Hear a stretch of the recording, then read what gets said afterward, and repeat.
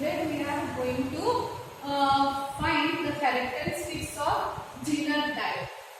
Now you already know the difference between the diode and the resistance. Now if you have connected the resistance across a voltage source, and if you change the polarities of the voltage source, still the current will flow through the resistance. But this is not the case with the diode. Look at this diagram.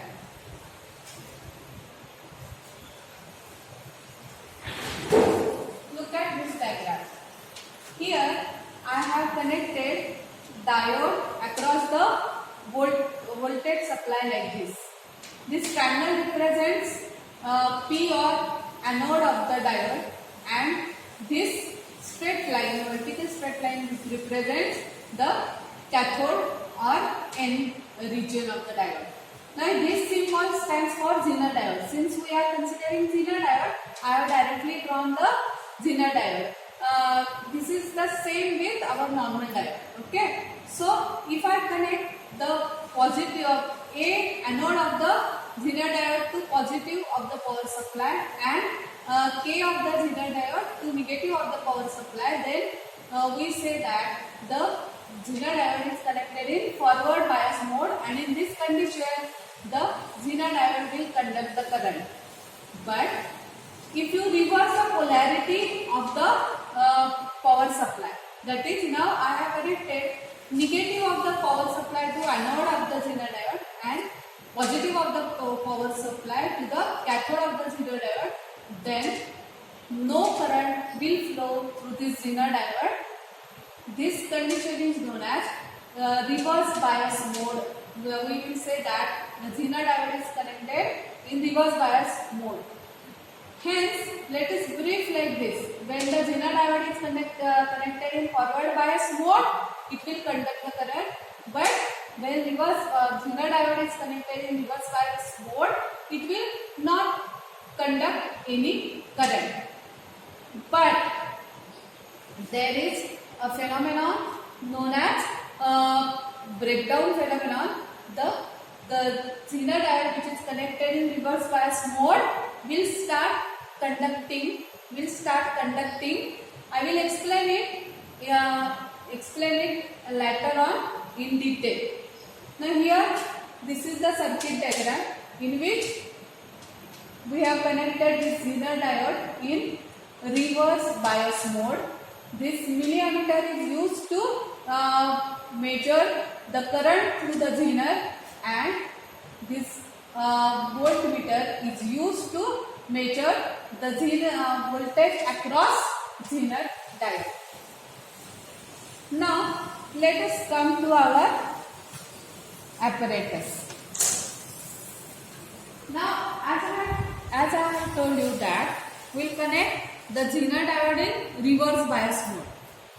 If you connect Zener diode in reverse bias mode, it should not conduct at all, which is correct. But if you go on increasing the reverse bias voltage, then a time will come when the Zener diode starts conducting, or the current, very high current starts flowing through the Zener diode. How it takes place? Now what is the difference between normal diode and Zener diode? Zener diode, normal diode is lightly doped and Zener diode is heavily doped.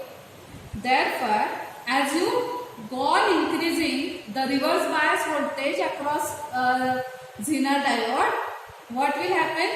The high electric field is set up across its P region and N region, and due to this very high electric field, the covalent bonds are broken and the electrons are now available for conduction.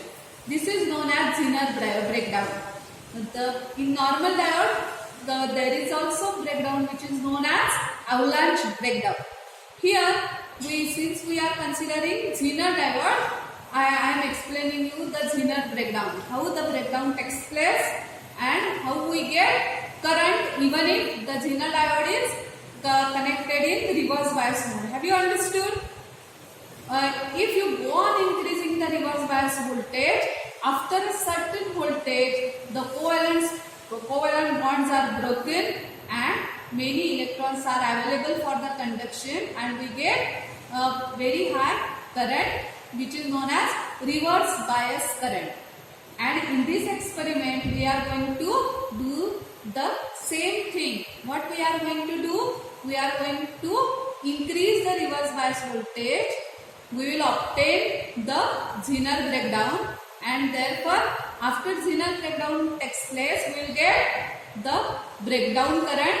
We will go on varying the Zener reverse bias voltage, and we will go on observing the reverse bias current, and then we will plot the graph of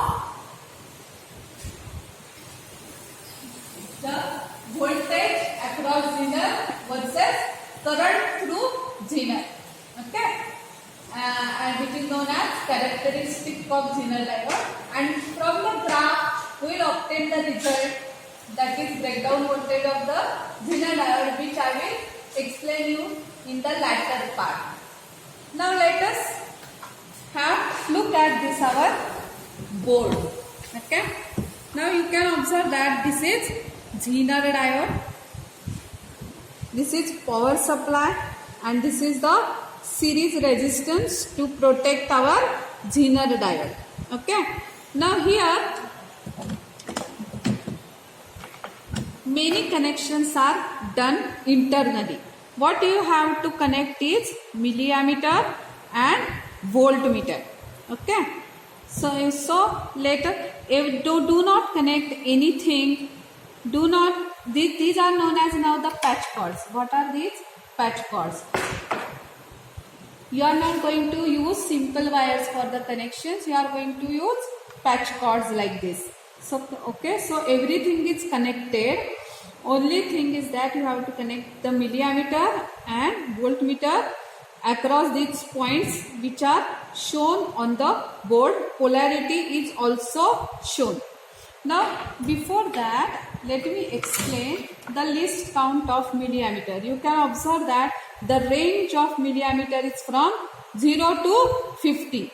Now if you consider the interval of 0 to 10 milliamperes, you can observe 10 divisions, and therefore one division corresponds to 1 milliampere. So what is the least count of milliammeter?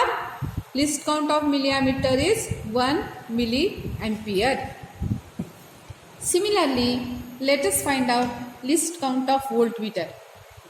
Why we are observing the least counts? If you know the least counts, then only you will able to record the readings perfectly. Now look at this voltmeter. The range of this voltmeter is 0 to 10 volts. Now if you consider this interval of 0 to 2 volts, you can observe 10 divisions. Therefore 10 divisions corresponds to 2 volts, and therefore 1 division corresponds to 0.2 volts. Have you understood? So least count of this voltmeter is 0.2 volts. Therefore division next to 0 is not 0.1. The division next to 0 is 0.2. The next division is 0.4. The next division is 0.6, like that. Therefore, you will never get, for example, you will never get the reading like 3.5 volts. Will you get? No. Because the least count is 0.2 volt. Right? Therefore, either you will get 3.4 volt or 3.6 volt. You are not going to get the readings like 3.5 volts. Now you will say, ask me, madam, the pointer was in between 3.4 and 3.6. What to do? Which reading is to be recorded? Then you have to take a look carefully, and if your pointer is nearer to 3.4, record the reading as 3.4. If your pointer is nearer to 3.6, record the reading as 3.6. But never ever record the reading as 3.45, because our list count will not allow such reading. Have you understood the significance of noting down the list count? Okay, then let us do the connections. This caps indicate positive and negative, and it is also marked. So this is positive of milliammeter, this is negative of milliammeter, this is positive of voltmeter, this is negative of voltmeter. Let us connect positive of voltmeter like this. It's shown on the board. We have to just follow it as it is. Negative of milliammeter is connected like this. Now here we have to connect positive of voltmeter. Here we have to connect negative of voltmeter. Now if you closely observe this board, all these lines are solid. Okay, only this line is dotted one, indicating that this connection we have to do it externally. Remember this thumb rule for this experiment. If you observe the solid line, it means that the connections are already done internally. And if you observe the dotted line, it means that we have to do that particular connection only externally. So all other lines are solid lines, therefore I will not connect anything except for milliammeter and voltmeter. Only I have to connect these 2 points externally, because in between these 2 points you can observe dotted line. Is it alright? So doing this connection, I am connecting negative of voltmeter to ground. Okay. Now we are ready to start our experiment. So switch on the supply. Now here you can observe that this is known as spot, or this is known as spot. Using this spot we can change the voltage like this. Okay. Now observe carefully how am I taking the readings. Okay. Now obviously for 0 voltage you can you will have 0 current. Now let us increase the voltage. Remember this is reverse bias voltage. Let us have again look at the board. You can observe that this is cathode of the Zener diode and this is anode. Now this cathode of the Zener diode is connected to positive of the supply through milliammeter and this resistance. Okay, and this anode of the Zener diode is connected to negative of the supply or to the ground. Okay, so we have connected this Zener diode in reverse bias mode. Therefore, as I have explained you in the theory part, you should not get current, okay, for till a particular value of voltage, and after that particular value you start getting reverse bias current. Okay, so obviously for 0 voltage the current is 0. Let me increase the voltage. You can observe that the voltage is 1 but the current is 0. Now I will still increase the voltage, it becomes 2. So our reverse bias voltage is 2, still the current is 0. I have increased the current, I have increased the voltage, now it's 3 volts, still the current is 0. Now I have increased the voltage further, I have made the voltage 4. Now I am getting non-zero current for 4 volt, corresponding 4 volt. You can observe that the current is 1 milliampere. Okay, it means that now the breakdown will take place and I will start getting the current, the enormous amount of reverse bias current. Now till now we were increasing the voltage and noting down the corresponding current, but now as soon as you start getting non-zero current, concentrate on current meter and note down the corresponding voltage. Okay, now here for 4 volt, corresponding to 4 volt, corresponding to 4 volts, I am getting non-zero current. Okay, 1 milliampere. Therefore now I will go on increasing the current in equal steps of 5 milliampere, 10 milliampere, and I will go on noting down the corresponding voltage.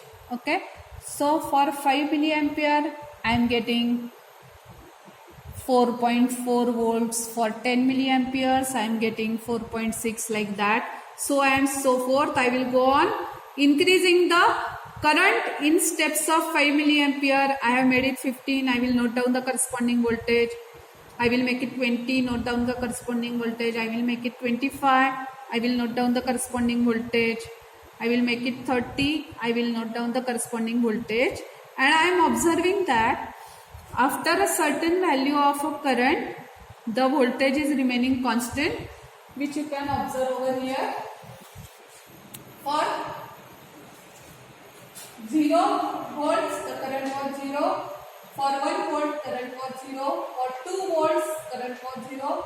For 4 volts, we started getting non-zero current, 1 milliampere. Now, what we are going to do, we'll focus on current meter, and then we will go on noting down the corresponding voltages. So now we will increase the currents in steps of 5 milliampere. So make the current 5 milliampere. The corresponding voltage I have noted as 4.4 volt. Make the current 10 milliampere. Corresponding voltage 4.8 volts. For 15 milliampere it was 4.8.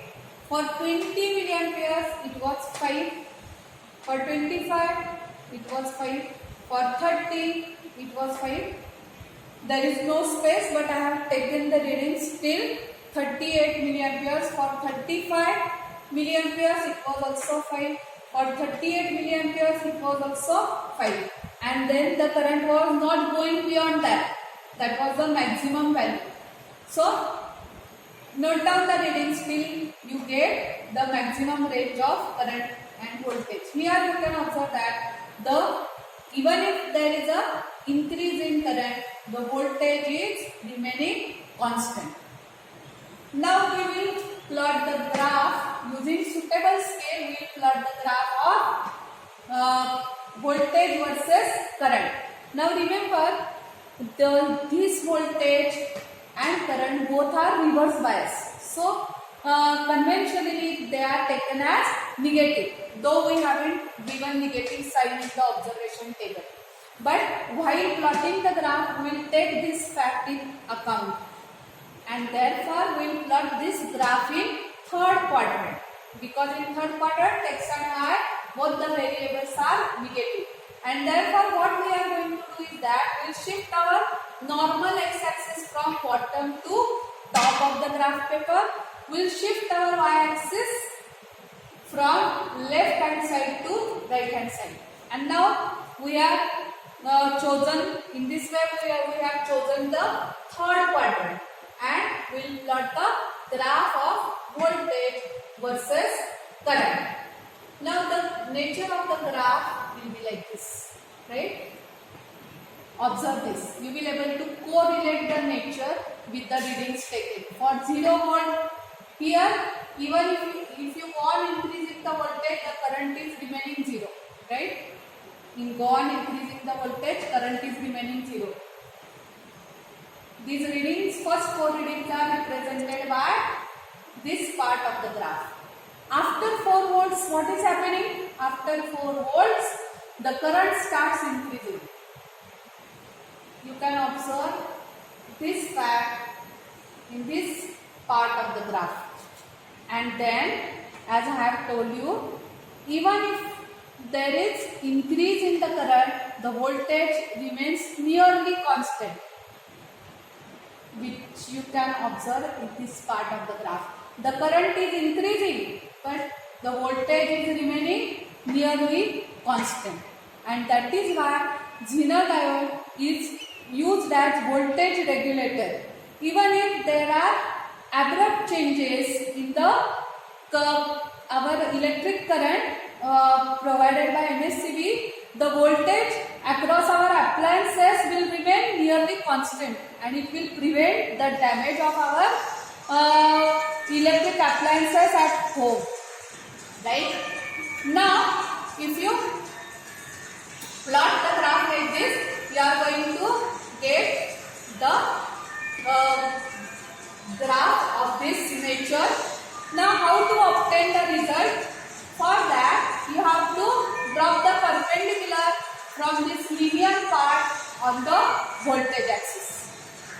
Now where this perpendicular cuts the voltage axis is shown by VB, which is nothing but the breakdown voltage of the Zener diode. In this case, in our present case, what is the breakdown voltage? In our present case, 5 volts is remaining constant, and therefore I can write down the breakdown voltage of Zener diode as 5 volts. Okay? I hope you have understood the experiment of characteristics of Zener diode, and you have now got the essence why the Zener diode is used as voltage regulator. Thank you.